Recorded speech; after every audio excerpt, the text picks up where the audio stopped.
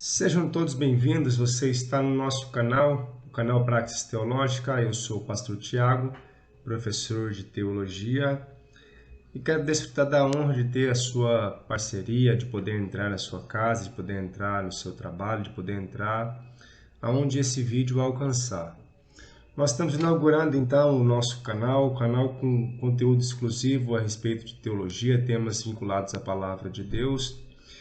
E peço que Deus nos dê graça, que Deus nos abençoe, que Deus nos dê sabedoria, que Deus nos dê direção, para poder fazer um trabalho responsável, com qualidade, levando até você informação, levando instrução e levando o conhecimento bíblico também a todo aquele que deseja se aprofundar, que deseja conhecer mais a respeito da palavra de Deus. Como essa então é a estreia do nosso canal, após algumas sugestões, eu escolhi um tema que fosse um pouco mais denso, né? Um tema que exigisse uma abordagem mais profunda aí. E talvez esse vídeo fique um pouco grande, mas é porque o tema é complexo.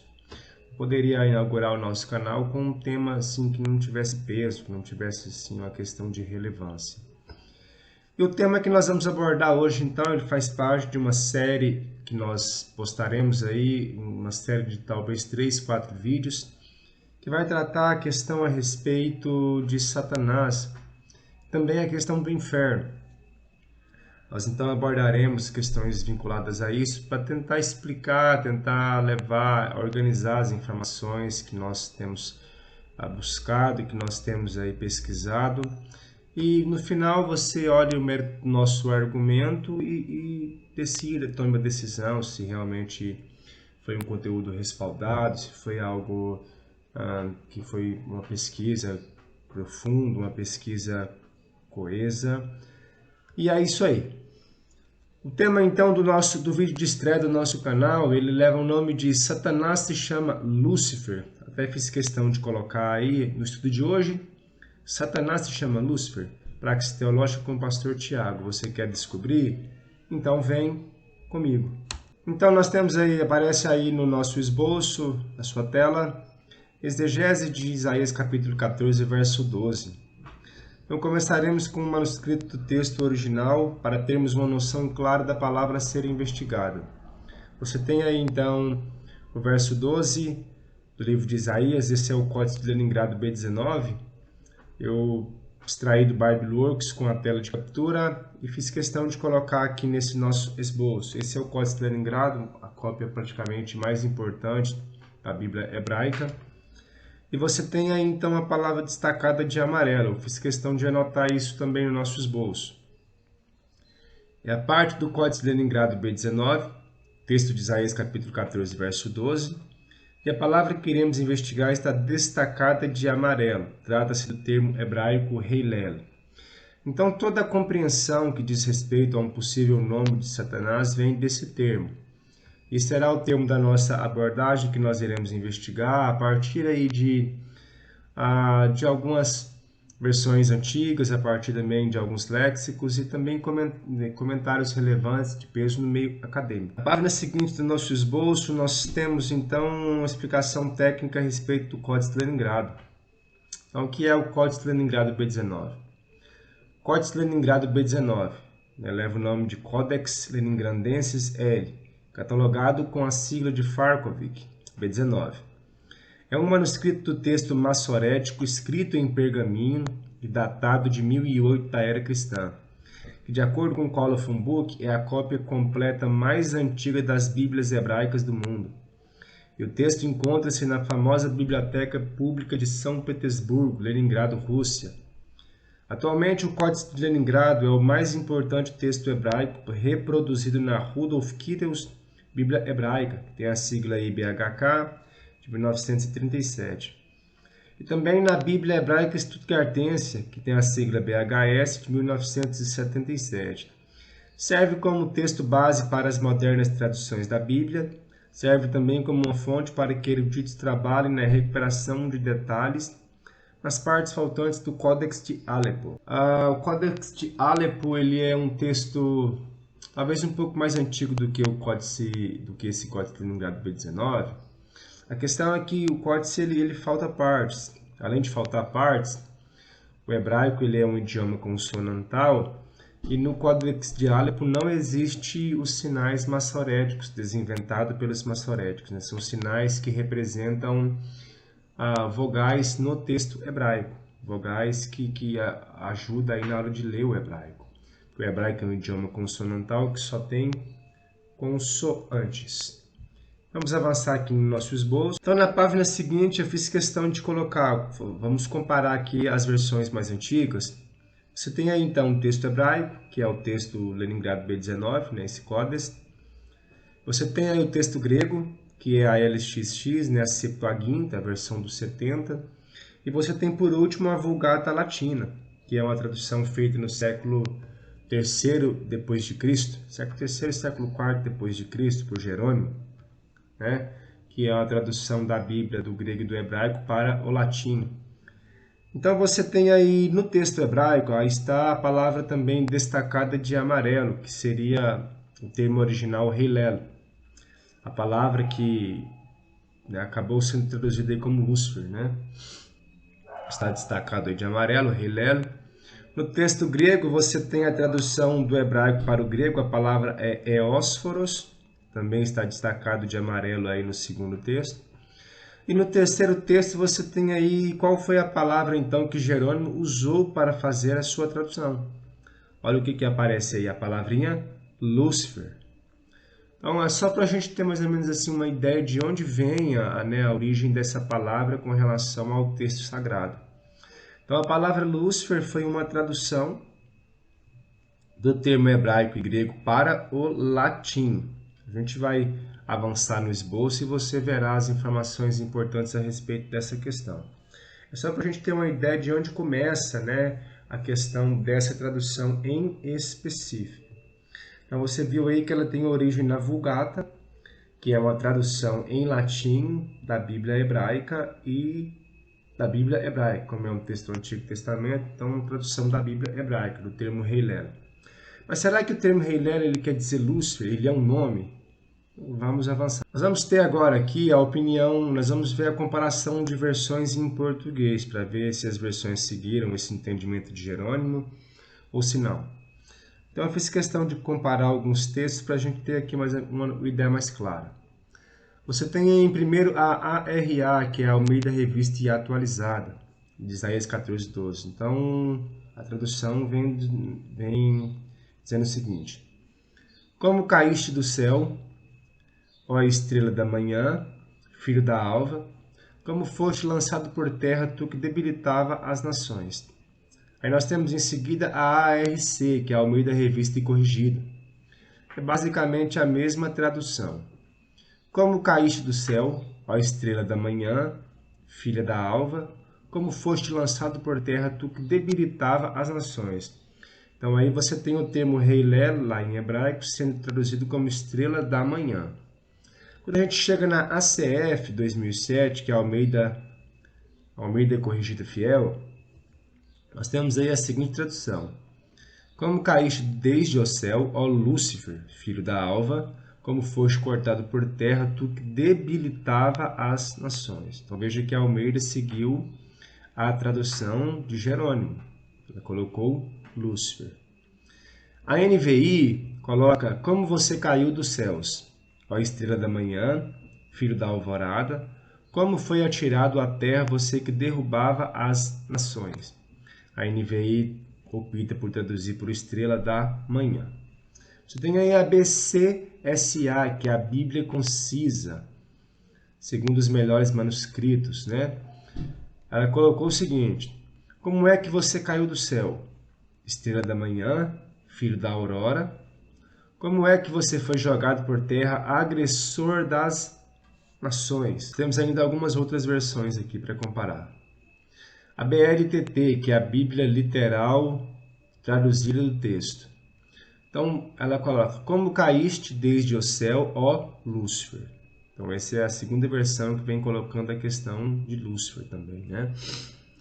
Estrela da manhã, como foste lançado por terra, tu que vencia as nações. Então, olha, essa também colocou Lúcifer, seguindo a ideia lá de Jerônimo. Aí nós temos a NTLH, que coloca Rei da Babilônia. brilhante estrela da manhã, você caiu lá do céu. Você que dominava as nações foi derrubado no chão. Aí a Bíblia Viva também vai trazer a ideia de Lúcifer. Como você caiu do céu, Lúcifer, filho da manhã? Você que atacava e conquistava outras nações, foi arrancado do seu lugar e jogado por terra. Também tem o texto da King James anotada. Como foi que caíste dos céus, ó estrela da manhã, filho da alva, da alvorada? Como foste atirado à terra, tu que derrubava as nações. E por último, nós temos aí um texto mais assim literal, que é a Bíblia de Jerusalém, né? Ela carrega esse estigma de ser uma das traduções assim mais literal do texto hebraico e do texto grego. Então aí ela colocou: como caíste do céu, ó estrela da alva, filho da aurora, como foste atirado à terra, vencedor das nações. Então veja que nessas 10 versões que a gente colocou aqui, 3 versões colocaram a ideia, a tradução optou por Lúcifer, e as demais versões colocou como estrela da manhã. Vamos verificar o termo e ver o que os léxicos têm a nos dizer com relação a essa questão, na hora de traduzir esse termo hebraico. Nós temos aqui, então, léxicos e dicionários bíblicos. Você tem aí, Helel, né? Tá a palavra em hebraico lá, nota 21, 22, um nominativo masculino. Ele faz menção também aí da nota de Strong, que é 1966. O que esse léxico tem a nos dizer? Objeto portador de luz no céu. O brilhante, ou seja, estrela da manhã. Olha, é o que as versões, né, vieram colocando lá, 7 versões. Ou estrela do dia. O planeta Vênus, proeminente pela manhã. Também referindo-se à majestade e ao alto status de um rei. Você tem aí Isaías 14, 12 mais, que vem da King James versão. Nota: a King James é traduzido como Lúcifer, mas é improvável dizer que isso deva se referir a Satanás. Olha o que diz a nota. Possivelmente, esta é uma referência a uma lua crescente, com base em estudos de linguagem análogos. Então, esse primeiro dicionário, esse primeiro léxico, não coloca, né, a ideia de ser um nome para Satanás, esse anjo caído. Se refere a um objeto que porta luz no céu, né, um objeto brilhante, uma estrela, um astro, também fazendo menção ao planeta Vênus, né? Tem toda essa explicação aí. Tá aí a referência, que é o Dicionário de Línguas Bíblicas com Domínios Semânticos, Hebraico, Antigo Testamento, de James Swanson. Depois você pode conferir aí. Nós temos também, vamos avançar, aí, Helel, 21, 22 também da base, que significa aquele que brilha. Refere-se a um objeto no céu noturno. Olha, refere-se a um objeto no céu noturno. Frequentemente traduzido como estrela da manhã. E possivelmente se referindo ao planeta Vênus. Concorda com o primeiro léxico. Figurativamente usado como um título do rei da Babilônia. Também concorda com o primeiro léxico. O latim Lúcifer também significa portador da luz. E se tornou um título de Satanás devido a uma equação tradicional do rei da Babilônia com o diabo. Então, veja, foi uma equação em entender a queda do rei da Babilônia com a queda desse anjo caído. Foi uma equação.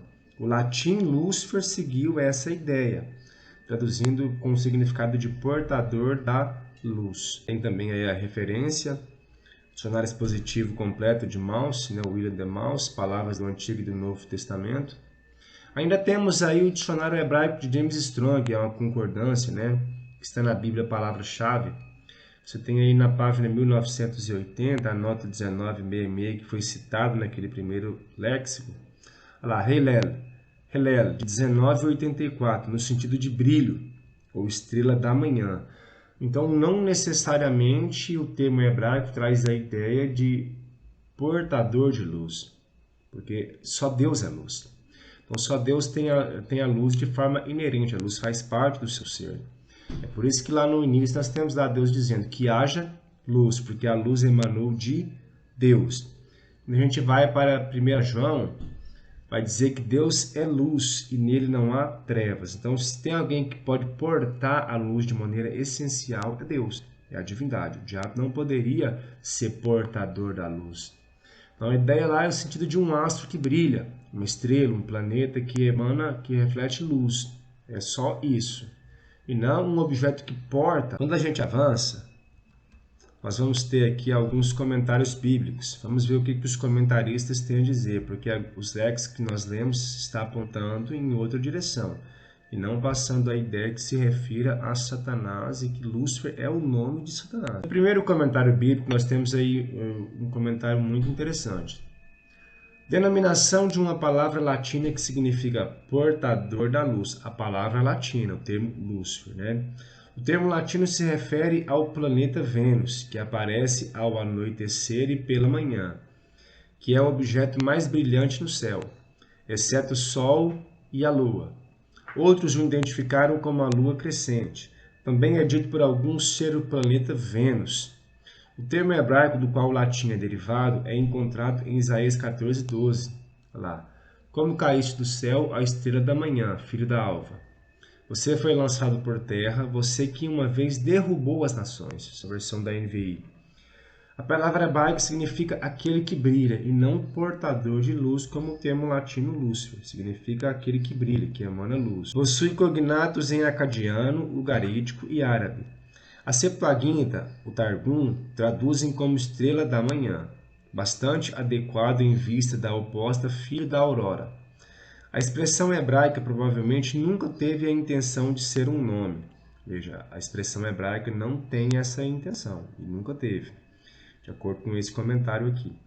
Mas passou a ser usada assim porque o versículo em que ocorre é aplicado a Satanás. Então houve algum momento em que o texto começou a ser aplicado à figura desse anjo caído. Isso aparentemente foi feito primeiro por dois pais da igreja, Tertuliano e Orígenes, que vive aí no segundo século, em meados do segundo século. No entanto, a popularidade de Lúcifer como um nome para Satanás pode ser atribuída ao seu uso no Paraíso Perdido de John Milton, que é um poema épico escrito na metade do século XVIII. Então veja, parece que o termo em si, o portador da luz, não tinha a ideia de ser um nome, mas um objeto que porta a luz, né? Aí a influência da questão de se tratar isso como um nome, de acordo com esse comentário, vem da popularidade desse poema aqui. Eu fui ler algumas coisas sobre esse poema e ele retrata a expulsão de Lúcifer do jardim, baseado lá em Ezequiel 28, que depois de ser expulso, ele contemplou Deus colocando um casal nesse jardim do Éden, que é o lugar de delícias, e ele investe então contra o casal, fazendo o casal também desobedecer à vontade de Deus e serem expulsos também do jardim. Então, basicamente, o poema trabalha nessa direção. Muitos acreditam que a expressão e o contexto circundante se refere a Satanás. Eles acreditam que há semelhança entre Isaías 14:12, Lucas 10:18 e Apocalipse capítulo 12, do 7 a 10, para justificar esta conclusão. O que esses textos têm em comum? Como Isaías 14:12 vem dizendo, como caíste desde o céu, ó estrela da manhã, aí você lê Lucas capítulo 10, verso 18, onde Jesus diz, eu via Satanás cair como um raio. Eles fazem um link lá da menção de como caíste do céu e aplica essa passagem aqui de Lucas, então, para dizer que é a queda de Satanás. E ainda coloca no meio aí o Apocalipse 12, do 7 a 10, que menciona uma batalha que houve no céu, em que Miguel e os seus anjos pelejaram contra o dragão e os seus anjos. Então Miguel teria expulsado o dragão com os seus anjos. Aí diz lá que o dragão arrasta consigo uma terça parte das estrelas. Realmente concorda-se que é uma referência à queda de Satanás, à rebelião que houve no céu, e Satanás conseguiu trazer consigo uma terça parte dos anjos de Deus. Essa é a opinião majoritária na tradição cristã. Mas só que olha o que diz esse comentário. No entanto, embora as passagens do Novo Testamento falem da queda de Satanás, o contexto da passagem de Isaías descreve o rei derrotado da Babilônia. O rei da Babilônia desejou estar acima de Deus e então caiu do céu. Sua condenação é retratada como já realizada. Embora a derrota seja certa para Satanás, ele ainda continua em atuação contra o povo de Deus.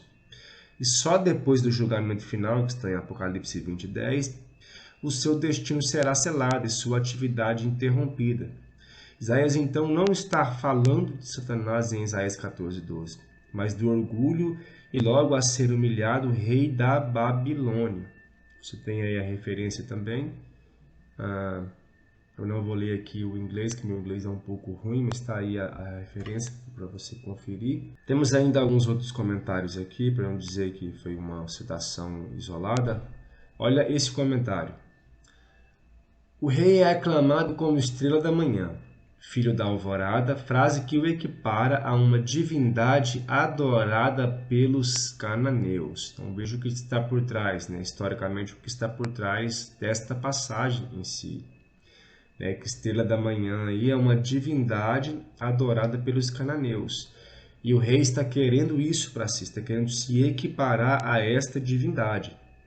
E sem dúvida bem conhecida pelo povo de Judá. O termo Lúcifer também se refere à estrela da manhã.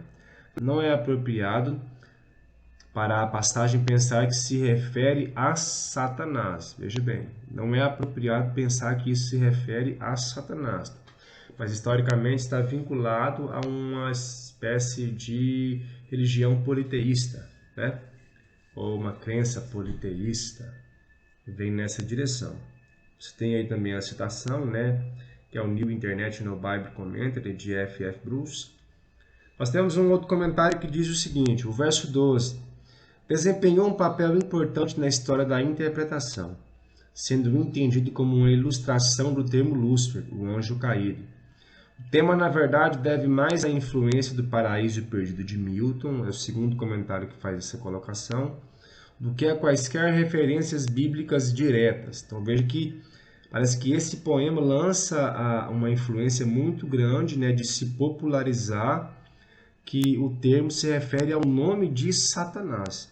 A influência se dá, então, parece que a partir do século XVIII aí, desse poema aí, que é o Paraíso Perdido de John Milton. Toda a passagem do verso 12 a 21 tem um fundo mitológico generalizado, refletindo histórias sobre Vênus, olha, Vênus, a estrela do dia, visível pouco antes do amanhecer e expulso pelo poder da sol nascente. As alturas de Zafon, montanha sagrada mencionada também nos textos ugaríticos como local de reunião dos deuses. Então veja que essa ideia da montanha sagrada, né, eu subirei as mais altas nuvens, colocarei o meu trono acima das estrelas de Deus, não sei o que, não sei o que, e naquela questão da extremidade do norte, não necessariamente deve se referir pensando-se naquela questão do Sinai, onde o Deus de Israel se manifestou para o povo de Israel, mas sim uma montanha onde os deuses se reuniam, mais uma vez apontando para uma ideia politeísta também, aonde Nabucodonosor ele quer fazer parte desse panteão de divindade, ele quer ser adorado como um deus. Essa é a ideia. Você tem aí também a citação, né, a referência, que é um comentário de Oxford, né, um comentário assim bem de peso acadêmico mesmo, que é de Moodman, John e Barton, né, Oxford Bible Commentary. Eu fiz questão de selecionar uns comentários assim de relevância para você ver que eu não peguei assim qualquer informação. Mas foi informação assim com bastante relevância na academia. Vamos avançar? Nós ainda temos mais um comentário que diz o seguinte. O introdutório, como ik, em Isaías 14:12, repetindo 14:4b, marca o início deste novo parágrafo, lembrando ao público que este é o lamento por uma pessoa morta que caiu. Veja que na descrição de Isaías o rei morre. Confira o lamento por Saulo em 2 Samuel 1:19. O lamento lamenta a humilhação de alguém que antes gozava de uma posição elevada. Bom, aí é uma posição política. Ser lançado à terra implica uma perda de poder. Então, cair em terra passa essa ideia. Não necessariamente um ser angelical que foi expulso do céu para a terra, mas implica na ideia de quê? De perda de poder, perda de status, também de autodeterminação e influência. Então ele perdeu influência, perdeu status e perdeu a posição elevada que tinha porque ele era o rei. A estrela da manhã, literalmente brilhante, Hilel, provavelmente se refere a Vênus. O terceiro comentário que aponta também para o planeta Vênus, que é o filho da alva. A estrela da manhã, que às vezes era usada para representar uma divindade na religião do Antigo Oriente Próximo. Olha, representa uma divindade do panteão do Antigo Oriente Próximo. Essa analogia indica o quão alto este rei da Babilônia se elevou e quão logo ele cairia. Você tem também aí a referência, que é o New American Commentary, né, de Rei e Clendenin. Aí também depois, se quiser conferir, né, a referência. Por último, vamos aqui para algumas notas que eu retirei de algumas bíblias, né, notas de rodapé. Para quem às vezes não tem acesso a esse tipo de material, vamos ver então de forma mais simples o que dizem as bíblias de estudo. Eu coloquei aí notas de rodapé de bíblias de estudo. Eu tenho a Bíblia de Jerusalém, então fui olhar nela para ver o que é nota de rodapé, o que os comentaristas vão dizer a respeito disso. Se você pegar lá a página 1279, a nota D, dos versos 12 a 15, diz o seguinte: parece inspirar-se em modelo fenício. Em todo o caso, apresentam vários pontos de contato com os poemas de Hasp-Shamha. A estrela da alva e a aurora são duas figuras divinas. Aí, olha tanto que essa parte também é importante. A montanha da Assembleia é aquela em que os deuses se reuniam como no Olimpo dos gregos, mais uma vez apontando também para uma questão politeísta, não monoteísta, para se referir ao Deus de Israel.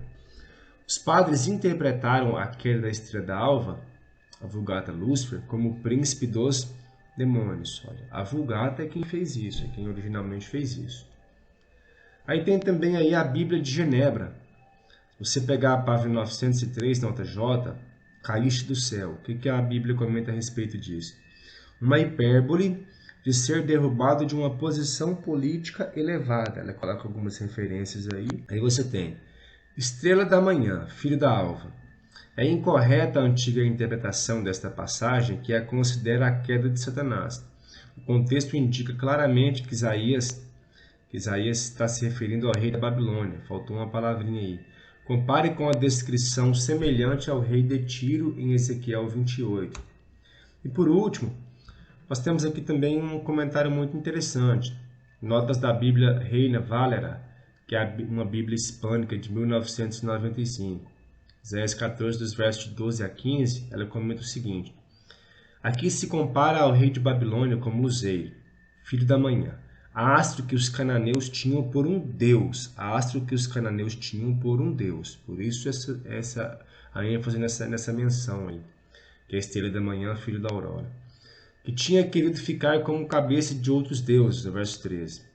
Esse Deus, conforme acreditavam os cananeus, habitava em um monte localizado em um longínquo ponto do norte. Até porque a gente colocar norte no céu é meio complicado, o céu indefinitivo, né? O céu eterno como lugar morada de Deus.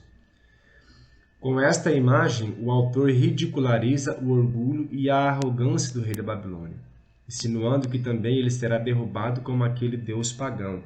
Confira a passagem sobre a queda do rei de Tiro em Ezequiel 28, de 11 a 19. Então a gente pode ver nesse estudo que, comparando as versões, comparando os termos originais no hebraico, no grego e no latim, acompanhando a informação dos léxicos a respeito do termo Hillel, e vendo aqui esses comentários de peso relevante na academia, a gente viu que o termo Hillel não tem a intenção de se referir a Satanás, muito menos de ser um nome para Satanás, mas se refere a um objeto no céu noturno, um astro, que os cananeus vinculavam a um deus pagão.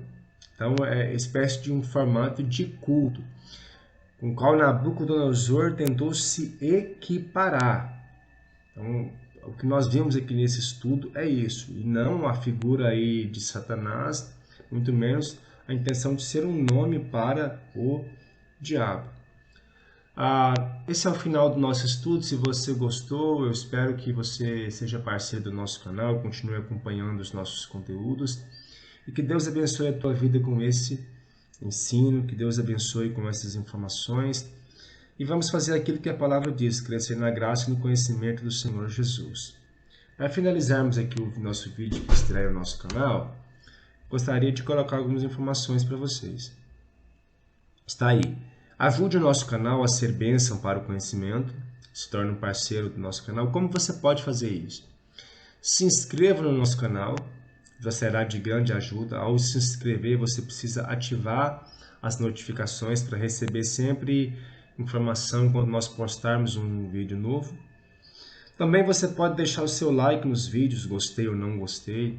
A gente vai procurar fazer sempre de maneira responsável, mas infelizmente, como é um campo assim, de ciências humanas, a gente não consegue agradar ou satisfazer a todo mundo. Então vai ter gente que não vai gostar, paciência, faz parte do jogo, a vida que segue. Você pode também deixar o seu comentário. No comentário você pode dizer concordo, não concordo, você pode colocar o seu posicionamento, você pode também pedir mais esclarecimento a respeito do assunto e você pode sugerir novos temas, e etc. nos comentários. Isso você vai também ajudar o nosso canal, o projeto de levar conhecimento. Além disso, você pode nos seguir nas redes sociais, como Twitter, Facebook, Instagram e também no nosso blog. Os links estarão na descrição desse vídeo.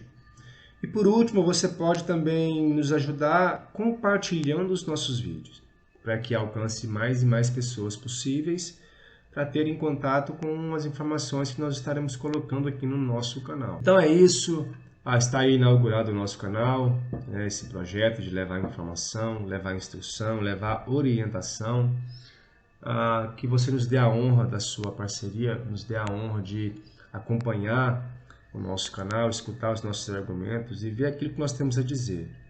Que Deus nos abençoe, que Deus abençoe a tua vida, que Deus ajude o nosso projeto e estamos juntos, vamos que vamos.